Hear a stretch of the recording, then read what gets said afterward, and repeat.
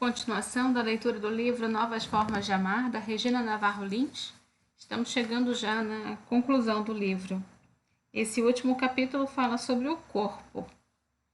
O estudo do corpo humano e da sua percepção em épocas e lugares diferentes revela um importante elemento de simbolismo cultural que tem fortes implicações na sexualidade. A antropóloga inglesa Mary Douglas, que analisou essas implicações, acredita que o corpo deve ser visto como O corpo deve ser visto como uma metáfora da sociedade. Os grupos sociais fechados são vulneráveis à interação com os outros grupos. Por isso, muitas sociedades prestam atenção aos orifícios do corpo humano. As sociedades que consideram importante manter o seu isolamento também protegerão as suas fronteiras culturais contra a intrusão e a contaminação, o que pode ser simbolizado por meio de tabus em torno dos alimentos e do sexo. O culto ao corpo na antiguidade, entre 4000 a.C. a 476 d.C., cede lugar na Idade Média a uma derrocada do corpo na vida social. Para gregos e romanos, o nu masculino era considerado exemplo de perfeição humana. Essa visão mudou com o cristianismo. Um bom exemplo é o nu das obras de arte, que passou a causar constrangimentos. Antes de serem exibidas para o público, as estátuas tinham seus órgãos genitais tapados ou o pênis quebrado com um martelo especial. O Davi de Michelangelo, antes de ser exibido em Florença em 1504, recebeu uma folha de figueira, só retirada em 1912. Qualquer cuidado com o corpo era visto como incentivo ao pecado. No século XIX, século do pudor, uma moça não podia se olhar nua no espelho, nem mesmo ver seu corpo através dos reflexos da água da banheira.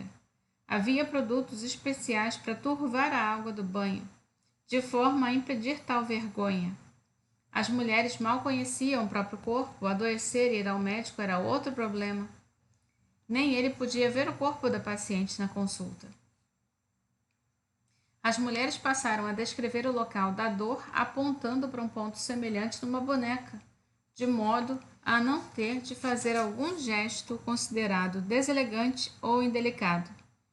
Pior ainda era durante o parto. O médico trabalhava às cegas, as mãos sobre um lençol, para não ver os órgãos genitais da mulher. A visão do corpo era tida como uma ameaça tão perigosa que em muitos lares as pernas de piano eram cobertas por capas para sua semelhança com as pernas das mulheres. A partir de 1860, na Belle Époque, há um recuo do pudor. O comportamento de homens e mulheres muda à medida que começam a se livrar da pesada repressão. A partir do século XX, o corpo foi objeto de cuidados e atenção, como nunca havia sido anteriormente. As pessoas exibem o corpo, que está presente no espaço visual, nas representações científicas e na mídia. Pudor e amor romântico. Se os corpos nus fazem parte hoje do nosso quadro cotidiano, isso se deve à erosão progressiva do pudor, durante muito tempo, inculcado como virtude desde a primeira infância e reforçado para as filhas na adolescência. Mas o recuo do pudor está ele mesmo ligado à exigência de sedução imposta pelo casamento por amor. Homens e mulheres devem encontrar sozinhos um parceiro, antes escolhido pela família. Passaram a jogar seus trunfos pessoais nessa sedução, sendo o principal de todos o próprio corpo. Foi necessário, para tanto, superar a barreira das tradições seculares. Eram comuns a proibição de mostrar as pernas ou mesmo o calcanhar para uma mulher, a proibição de urinar em público, até mesmo para um menino, a dissimulação do corpo da mulher na gravidez e no parto, a recusa em despir-se para fazer a sua toilette, a fim de não despertar pensamentos pecaminosos em relação à moral religiosa. No final do século XIX, ainda se faz sexo no escuro, a mulher de camisola. Esses interditos remetem a uma concepção cristã da sexualidade, circunscrita ao casal legítimo, destinada essencialmente à reprodução e inimiga do ardor sexual. O corpo, no entanto, vai progressivamente se desvelar sob o efeito combinado da moda e da ida à praia. A evolução do maior resume, por si só, os progressos alcançados. Transformando-se na década de 30 em lugar de ócio e lazer, a praia convida a expor o corpo desnudo para apresentar um bronzeado perfeito. Símbolo agora de boas férias. Em 1946, 6 dias depois da explosão de uma bomba atômica no atol de Bikini, em Louis Réau lança um minúsculo 2 peças, que pode caber em uma caixa de fósforos. O biquíni. Essa peça de roupa é considerada escandalosa nas praias e nas piscinas. Menos de 20 anos depois, em 1964, os banhistas de praias da Europa tiram a parte de cima. O caso provoca escândalo, mas o exemplo logo se espalha por toda parte, em nome da liberdade do corpo. Os corpos também falam. O que a língua esconde é dito pelo corpo. Meu corpo é minha criança teimosa. Minha língua é um adulto civilizado. Roland Barthes. Esther Perel considera que a consequência da supremacia da conversa é deixar os homens em desvantagem. Outra é deixar as mulheres aprisionadas na sexualidade reprimida. Isso nega a capacidade expressiva do corpo feminino. Considerar a verbalização o principal caminho para a intimidade fortalece a noção de que o desejo sexual da mulher só é legítimo dentro de uma relação. Só através do amor a carnalidade feminina pode ser redimida. Corpo e diálogo. A autora também faz observações relevantes sobre a linguagem do corpo, que reproduz a seguir. Na ausência de uma narrativa verbal mais desenvolvida do eu, o corpo se torna uma linguagem vital, um condutor da intimidade emocional. O corpo é nossa língua materna original e para muitos homens continua sendo a única língua ainda não corrompida pela intimidade. Pelo sexo, os homens podem tornar a captar puro prazer da ligação, sem ter que condensar numa prisão de palavras suas necessidades difíceis de articular. Os adeptos da intimidade de diálogo, em geral, mas nem sempre as mulheres, têm dificuldade de reconhecer essas outras linguagens da intimidade.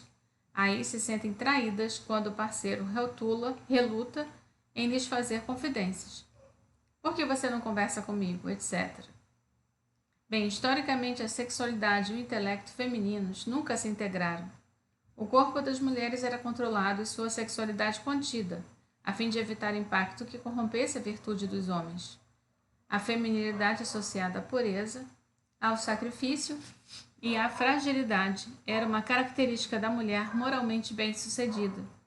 A outra vista como prostituta, vagabunda, concubina ou bruxa era a mulher livre que trocava respeitabilidade por exuberância sexual. A sexualidade vigorosa era o domínio exclusivo dos homens. As mulheres sempre procuraram se desvencilhar da divisão patriarcal em virtude e sensualidade, e ainda estão lutando contra essa injustiça. Quando privilegiamos a verbalização e rebaixamos o corpo, conspiramos para manter as mulheres confinadas. A liberdade dos costumes, como se dizia no início do século XX, passou ao mesmo tempo pela liberação das palavras e dos gestos, pela transgressão da moral conjugal tradicional e pela suspensão dos tabus. Mas ainda estamos no meio de um processo para que o direito do prazer para todos se imponha, como também a recusa de uma sexualidade sob pressão. Liberdade e transparência entre os parceiros envolvem agora o dia a dia do corpo sexuado. Nudez. O casal de músicos Yara Vilão e Júlio Peloso viveu uma situação absurda no Hospital Santa Joana, em São Paulo.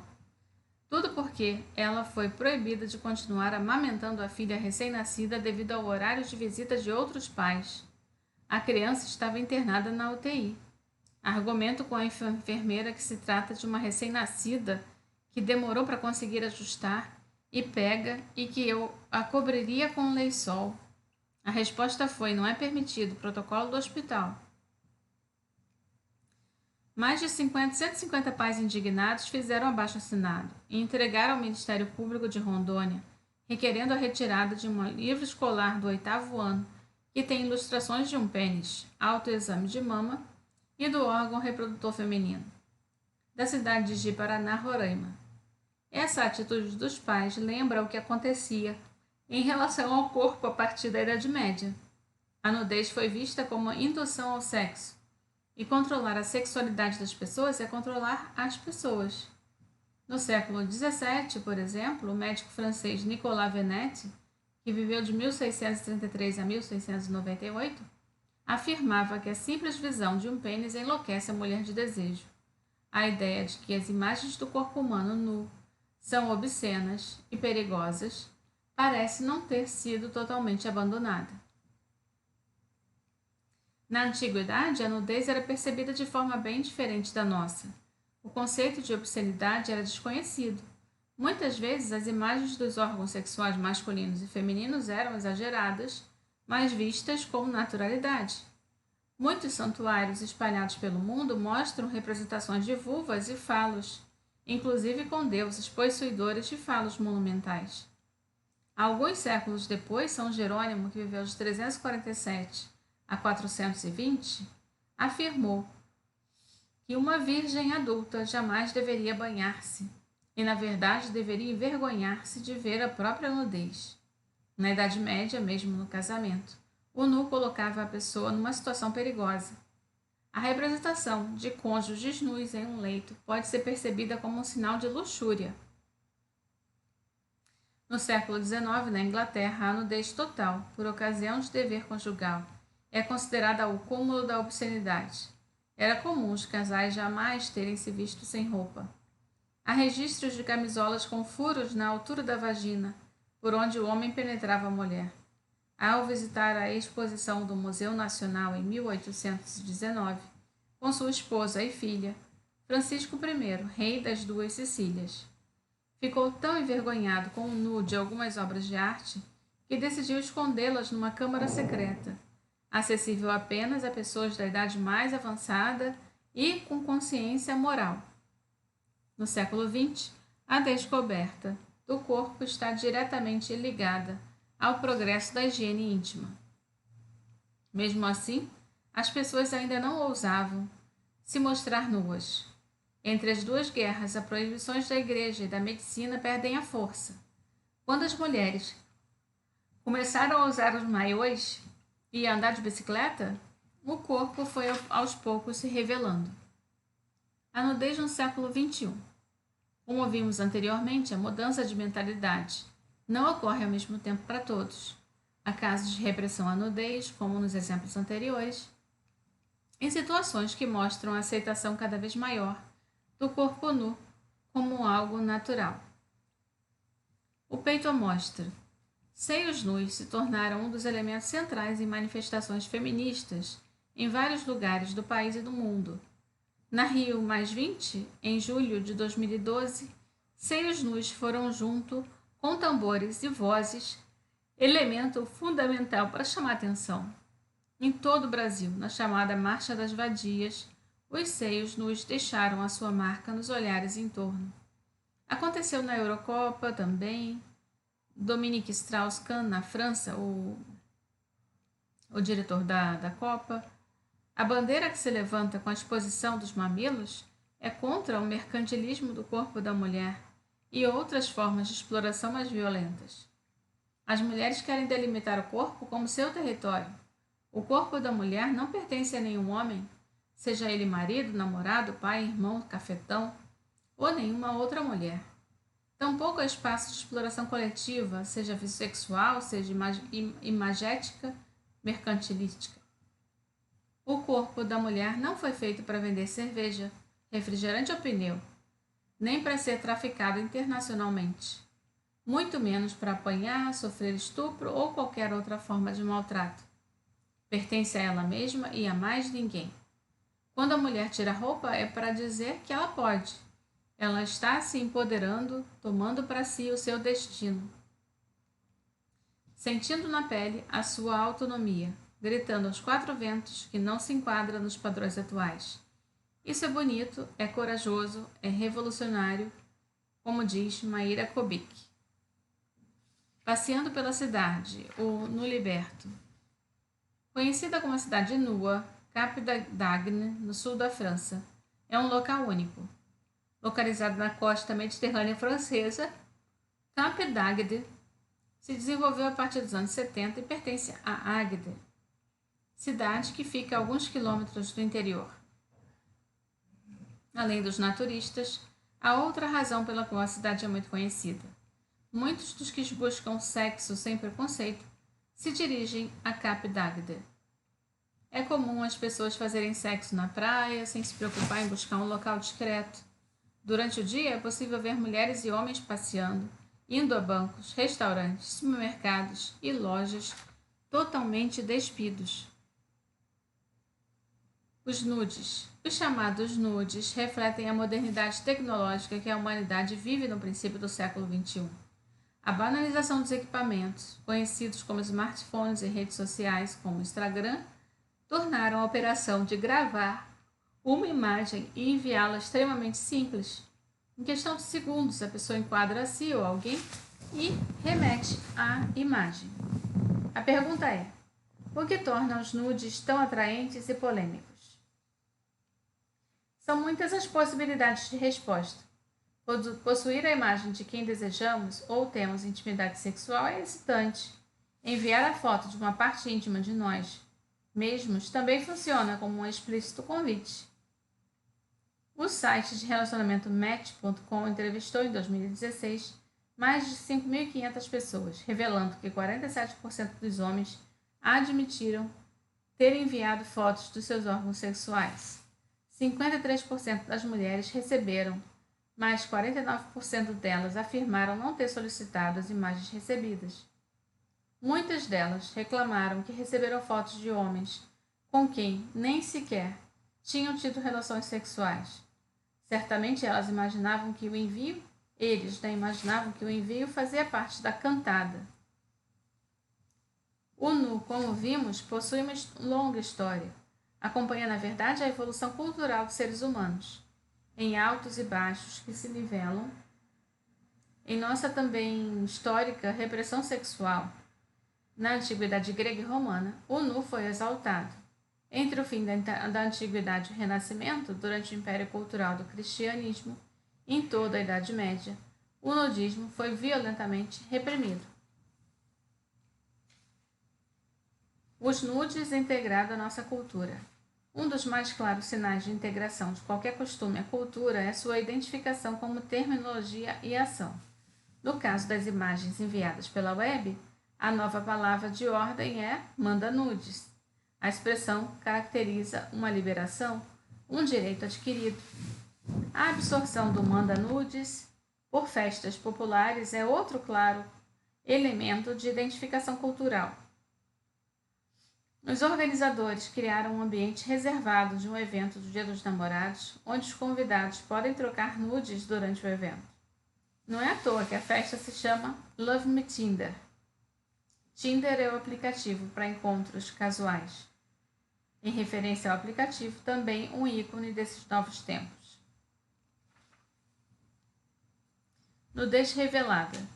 Jorge Bispo, fotógrafo carioca, colabora com as principais publicações brasileiras na área de beleza e moda. Também atua no segmento do audiovisual. Já fotografou 104 mulheres nuas nas suas primeiras 4 temporadas.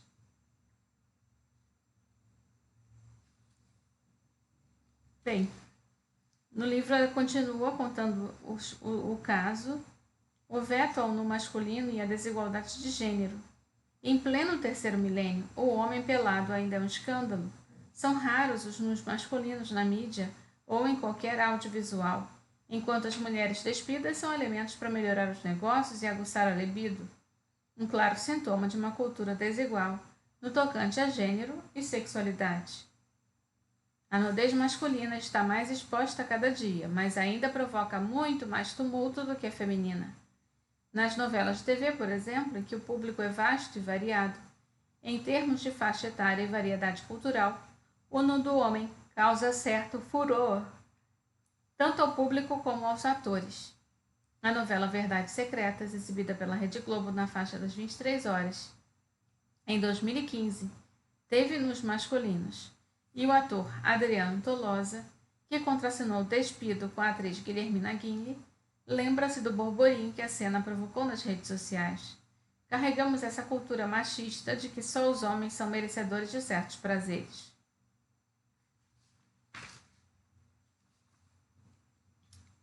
Então, agora eu vou ler a parte da conclusão.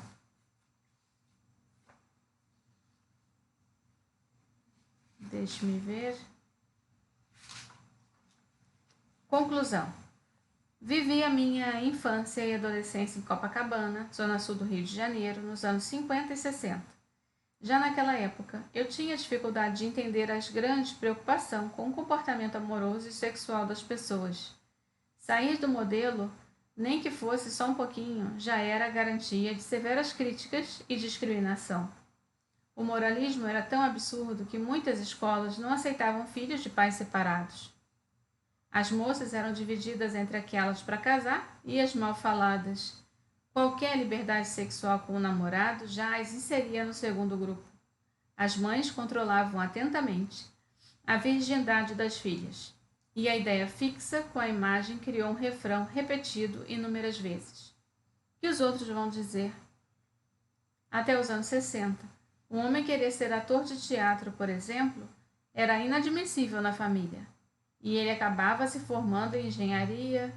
Para usar camisa colorida e até mesmo lavar a cabeça com shampoo, eram manchas indeléveis na virilidade.